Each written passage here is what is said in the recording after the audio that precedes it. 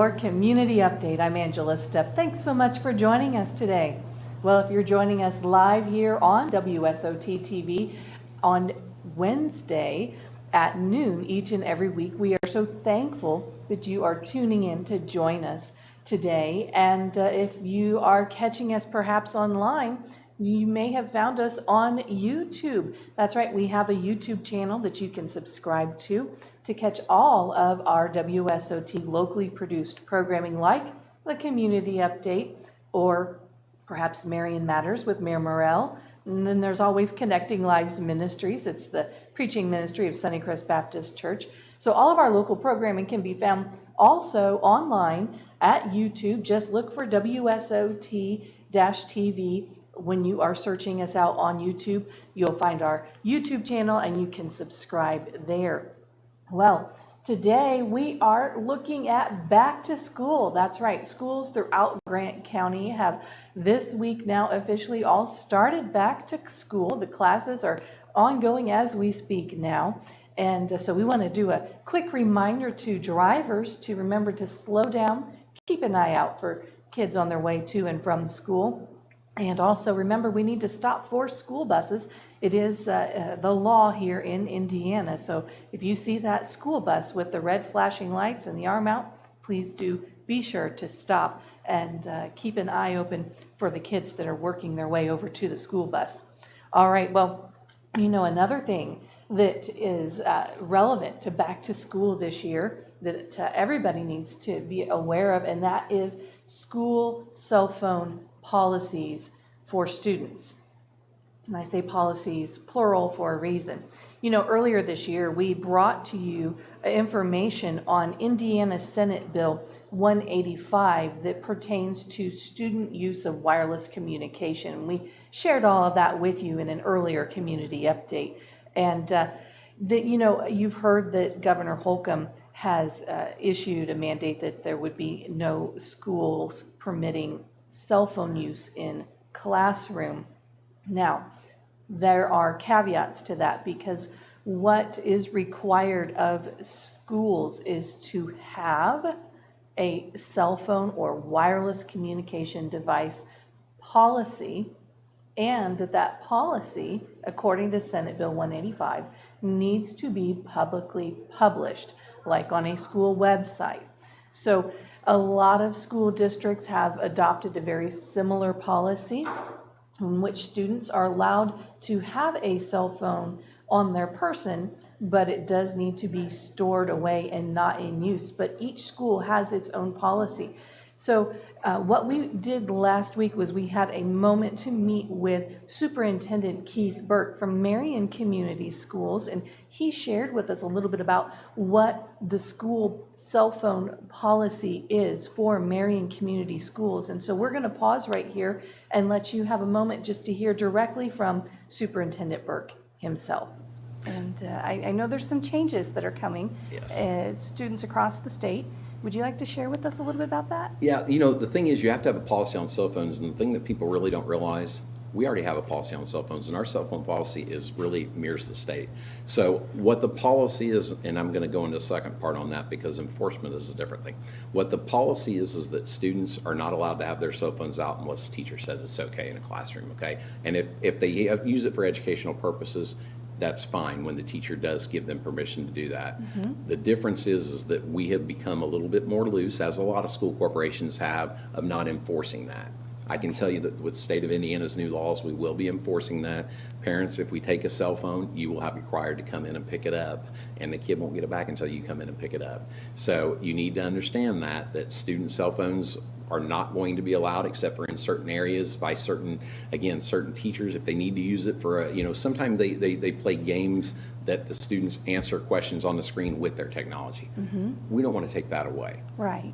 But it is not to be used for social. So when we talked about having those parent numbers and emergency contacts updated, that will give you the peace of mind that you need, that somebody can get a hold of you if they need to, because we don't want our cell phones out during the class. We don't want our students not engaged. And not only us, the state of Indiana has told us that that's a law. So we have no choice. So the thing is that we are going to enforce the law. Yes. And our students will have their cell phones as needed for educational purposes, and in some passing periods, common areas, but in the classrooms, they are not allowed. Let's talk on that just a moment. So for a point of clarification, students are permitted to carry a cell phone on their person, Yes. but it needs to stay stowed away in a pocket or a bag. Yes, Not out during class time. My hope would be that parents would encourage the students just to turn them off, and then turn them back on at the end of the day, or when they're going to lunch, turn them back on, turn them back off. Again, it's the reason for this, and just being real transparent, is there is a lot of data out there that shows that about a lot of the school's problems come from social media, come from students texting back and forth. A lot of it's not really interaction together. It's stuff that's caused by he said, she said Yeah. on social media. Yeah. We don't want our kids doing that. We want them to learn. We want Right. them about their education. And I can tell you another thing too. We're gonna take a hard line. I'm gonna take a hard line on disruptive behaviors. I want our students there to learn, and every student deserves a chance to learn. So parents are going to have to be partners of ours, and if your student is not doing what's right in the classroom, you're going to have to help us get them right. Because the thing is every student deserves the opportunity to be taught and to be everything they can be. So we're going to hold our kids accountable to behave in classrooms. We're not going to play with that this year. That's something that we've talked about and we've been very intentional on. Now, does that mean you're going to kick every kid out for everything? No. But the thing is that we're going to address behaviors. We're going to talk with parents. We're going to ask for your help on these behaviors too, because our goal is to educate every child, every single child, and to give them a chance. When I was high school principal, I used to tell them what I want our students to do is when they walk across that stage, for them to make their decision of what they want to do with their life and not someone else making it for them because they're not prepared. Yes. And so if they want to be a doctor, I want to give them the opportunity to do that. If they want to be a construction worker, I want to give them the opportunity to do that. If they want to work at McDonald's, that's perfectly fine. I want to give them the opportunity to do that. But they need to be able to make that choice, and they need to be able to have choices, not have their profession, their lives chosen for them because of lack of education. Yeah. Because education is a great equalizer. Yeah. And having that cell phone out, having that social media, the distraction. Yes. You think about students are learning new concepts and theories, et cetera, every day. And when you are trying to learn a new concept or new theory or whatever, introduced to something new, you need to put your full focus and attention on that, and until it kind of takes root and you grasp it fully. And if you are distracted because your cell phone is buzzing and going off, or you are wanting to engage in social interaction at a time when you need to be focused, you're not going to be retaining that information, and it is going to be disruptive for the students as well as for the teachers, other kids. It's going to encourage them to have the phones out to be able to engage in that social interaction, kind of like you were just saying, the he said, she said. Yeah. And I think also overall mental health for the students, this will be a very beneficial factor for students. Agree as well. 100%. Agree 100%. Again, like I said, there are times and places for the technology, and we're not poo-pooing technology. This is a technological world. But what I'll say is, as you said, the distractions. Even adults, what I do now, even our cabinet meetings, which is our lead people, and you know who it's hardest on? It's hardest on Mr. Burke, because Mr. Burke is responsible for the entire district. So this cell phone shells me a lot during our meetings. They all go up. They all go up. I don't want my administrators looking at their cell phones during meetings. We have to focus on what we're doing. Same thing with Yeah. kids. And that distraction, it does change things. So if you get a text from someone that tells you something's upsetting, well, what's your mind do? Go Right. straight to that. You're forgetting about what you've learned. Exactly. And that's what we want our students to do, is focus on the learning. There are so many, like I said, great opportunities for our kids. And, I could harp on a million opportunities, but one thing I will tell you is, if your students want to get a great education, there is no better place to be in Marion Community Schools. And I'll just throw an example out there. I don't know a school in Grant County, and frankly, I don't know a school in the state that can say that 100% of their kids pass the AP calculus exam. Really? And Marion Community Schools has that. And we have so many other opportunities, not just calculus, in other areas where we are so far above the state and national average in our pass scores. Kids that want to get an education, we have phenomenal opportunities for them to do so. They just need to come and do the work and we have the pathways for them to be successful. I love it, and distraction-free. Exactly. Speaking of wonderful opportunities, we were talking about we've still got a few minutes left here.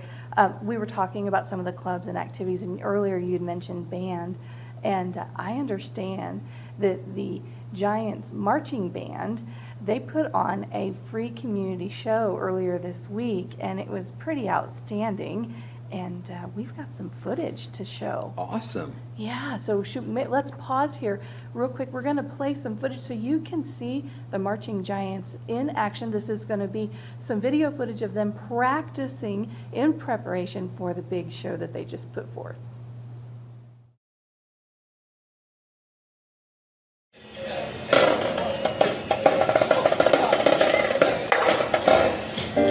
Raise your line.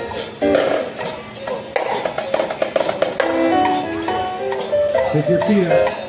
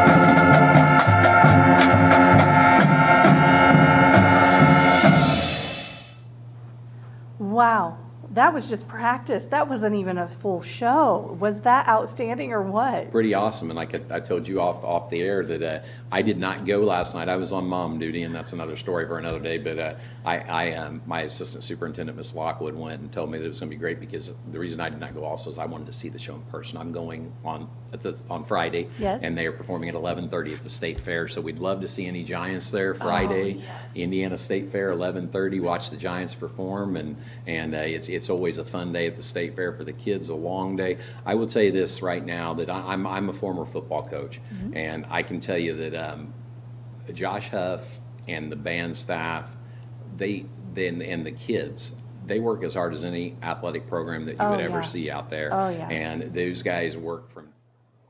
And we also got a chance there to take a look at the Marching Giants band.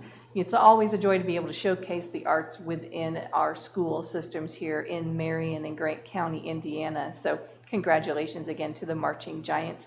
I do know that they are in the process of fundraising, and Josh Huff is the director for the Marching Giants. So if you would like to get in touch with him, you can go to the school website, and it's marion.k12.in, and you can find his contact information there on the staff district contact page.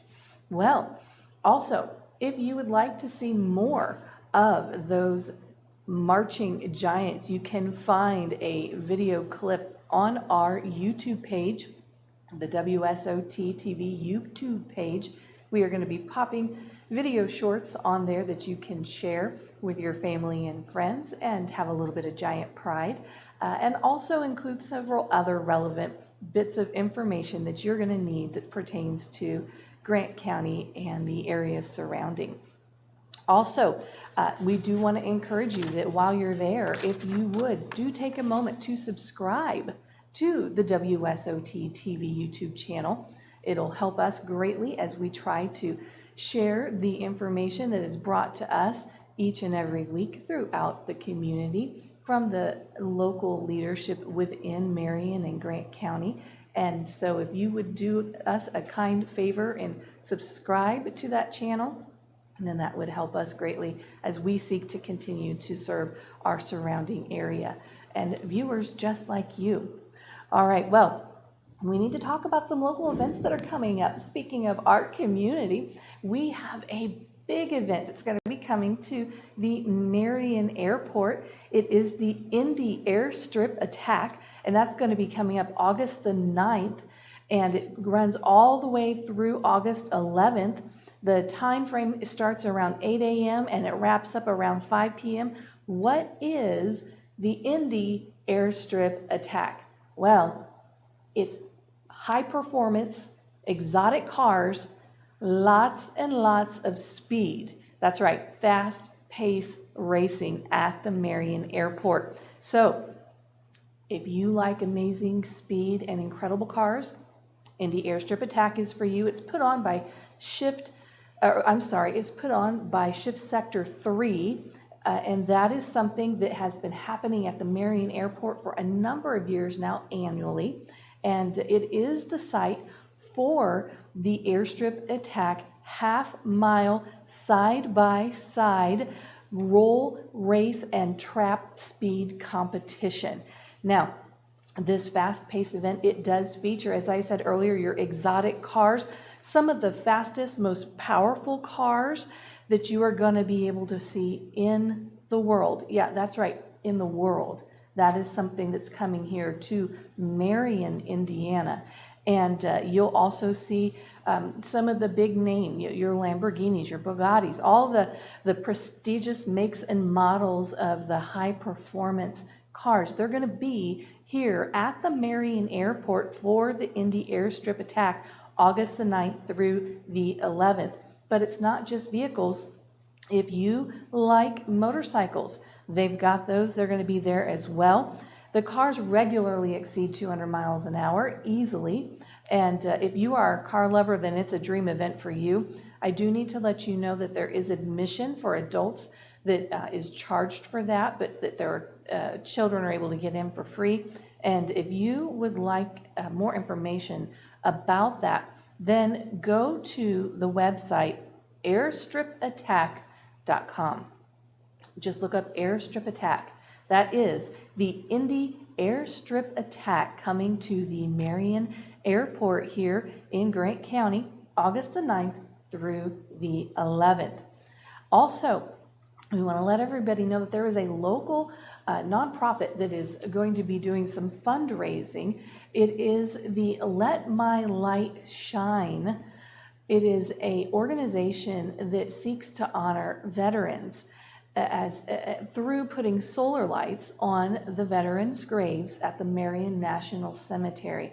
Now, this takes place in the fall of each year, thousands upon thousands of lights, and that requires a whole team of volunteers to go out, place the solar lights, and then after the period of time in which those lights are out lighting the cemetery, which it is all aglow, it's quite a astonishing sight to see.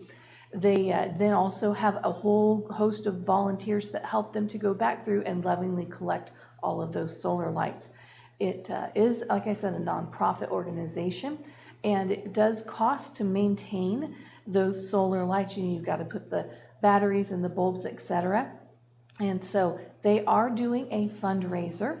Not only do they want to be able to raise funds to be able to put more solar lights, because as we all know, each and every year more graves are added to the Marion National Cemetery, but we also know that not every grave has been lit with a solar light yet, and they are very close to accomplishing that. So if you are interested in helping them honor our nation's veterans, then you can do so by participating in their Dining to Donate effort at Applebee's.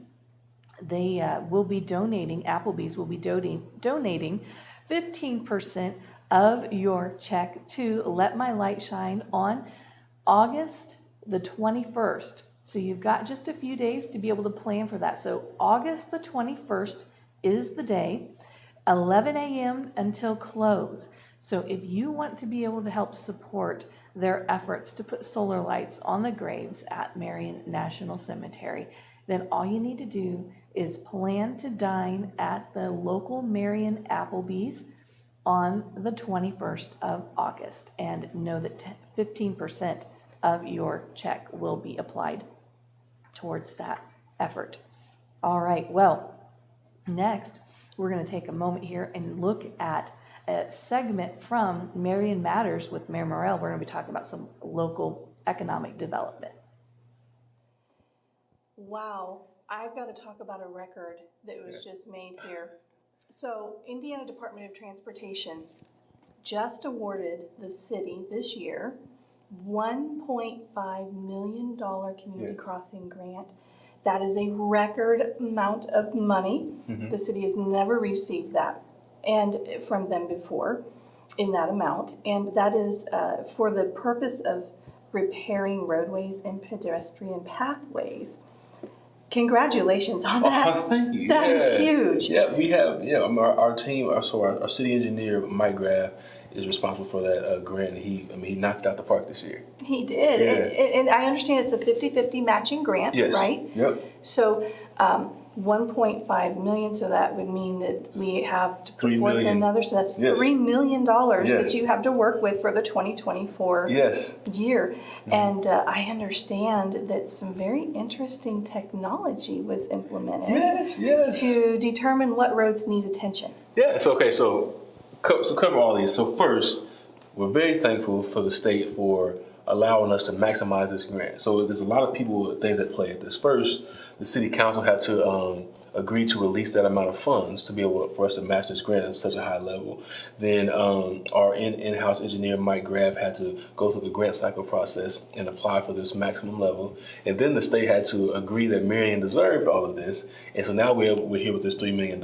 So what's very unique about this, we're doing a lot of streets, but also we're going to do some sidewalks this year as well.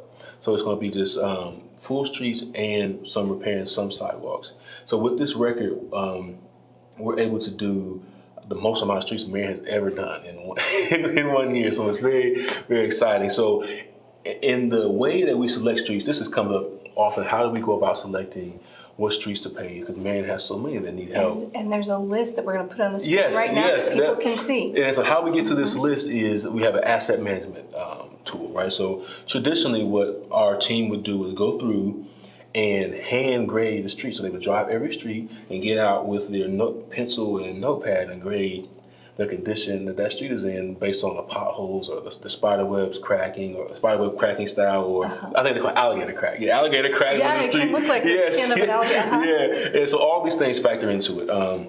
And it would take 3 to 4 months to be able to do this asset management grading process. And our streets are graded, from I think it's 0 to 5 scale, and 5 being the worst. And then you can go from there. They turn that in, and then the state come and review what you put in. They actually do a audit and see if you're actually telling the truth about what streets need to be done, etc. Now, this year... That is so labor intensive. Very labor intensive, right? And they've been doing it like this forever. And it's a 3 to 4 month process. Now, this year we've invested into a technology that is it's an AI form where people, or two of our city employees have cameras hooked to their vehicle. And as they drive, it's doing all the grading and recording of every single street as they drive. So now what originally took our staff 3 to 4 months, they got it done in 3 weeks.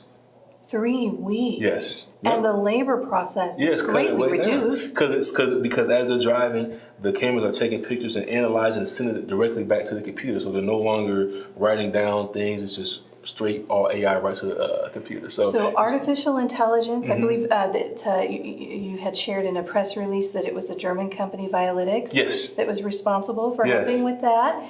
That is cutting edge technology. It is, and it's beautiful. I mean, so think about this. We were spending man hours of 3 to 4 months, 2 people working. Now the city spent $30,000 on this technology, and it's done in 3 weeks. That's such a contrast. Such a tremendous amount of money saved in manpower hours, and what we're doing for the city of Marion now, that extra, 15 weeks, they can do something else, Gracious, yes. Well, they can probably work on getting the streets paved, yes, right? That's right. great. Yeah. So in terms of streets that needed attention, streets that are getting paved, and the criteria that you were just outlining, let me just ask you to expand a little more. who made the final decisions on what roads would be treated this year? And was there a specific criteria that was put in place in the process of So doing the that? roads that are graded the worst, they get to go first, and then it goes on from there. So I know everyone is thinking their street is the worst, but really when you start reviewing, when you feel you deal with that pothole or whatever it is. yeah. But when every you day. review the whole city as a whole, there are streets that are worse, right? So we hit the ones that are in the worst condition, in the worst grade, and then what's cool about this is that the city goes through and does asset management, but we also have to send this into the state. And they actually audit and grade to make sure that you're telling the truth. Because so if they come through and drive and say, wait a minute, this is not as bad as what you said it is, then we have a risk of losing the grant. And right? we don't want to do that. We don't want to do that, right? So we have to tell the truth on the application and make sure we're grading appropriately to the state standards. Right. And so I would imagine then by using the AI technology, Yes. then you've got all of the documentation that you need right there at your fingertips, Yes. right? So easy to show the state, look, this is exactly what we found. And camera proof, because it's taking the pictures and showing what it actually looks like. I can imagine that there are going to be other communities that are going to be looking at Marion as an example Definitely. and wanting to adopt this same technology. 100%, yeah. Wow. Okay. Well, let's jump then over. We're talking streets, but let's talk a little bit about streets, but let's talk public safety a little bit as well. And one of the things that you did early on in your administration was to tackle the missing street signs or the damaged or need of replacement street signs that are throughout the city. And you created a citizen reporting task force for that, and now you have some new street signs. We do, yes. So now this is an issue that is it's multifaceted, right? So first, it looks bad. It looks bad if you're driving around the city and street signs are missing. Hard to navigate. Yes, it's hard to navigate, and then so you bring guests into the city of Marion, and I mean everybody has GPSs, but you're still double checking yourself when you look on the street signs, and if they're all missing, And if you want more information on that, then you can go to our YouTube channel. Marion Matters is there on the WSOT-TV YouTube channel. You can watch it on demand at your convenience. It'll also be following today's community update broadcast.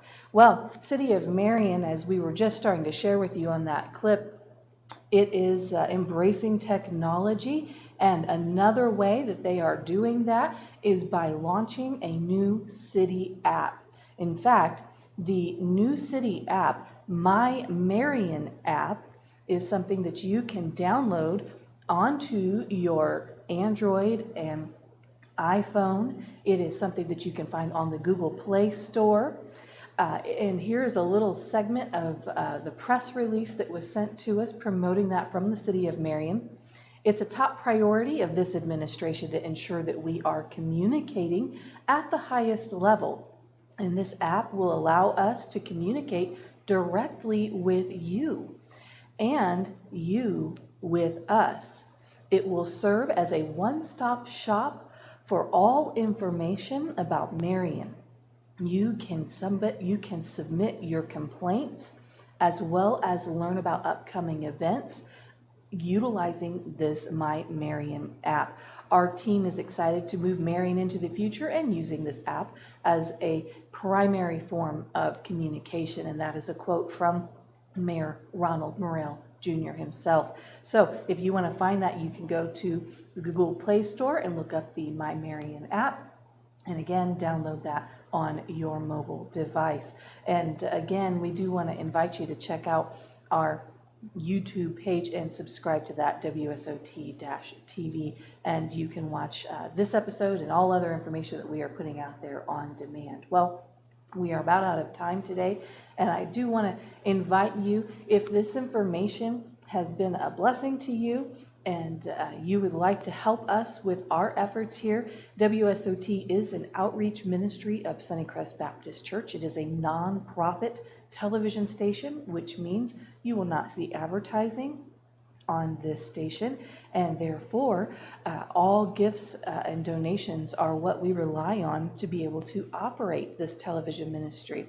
WSOT stands for Sunnycrest Outreach Television, and we've been broadcasting throughout Marion, Grant County, and North Central Indiana for over 40 years now. And so if you would like to help us to be able to continue shining the light of hope into the community, then we ask you to go to our website, sunnycrestchurch.org, click on donate and choose WSOT TV. Your gift of any amount will be greatly appreciated. We do have a goal of $20,000 that we are currently trying to raise so that we can purchase new high definition studio cameras. And so therefore we do need your help to make that happen so we can continue to improve our broadcast quality. That's all the time that we have for today. Thanks so much for joining us. Stay tuned for some more quality family programming that you can trust right here on WSOT TV.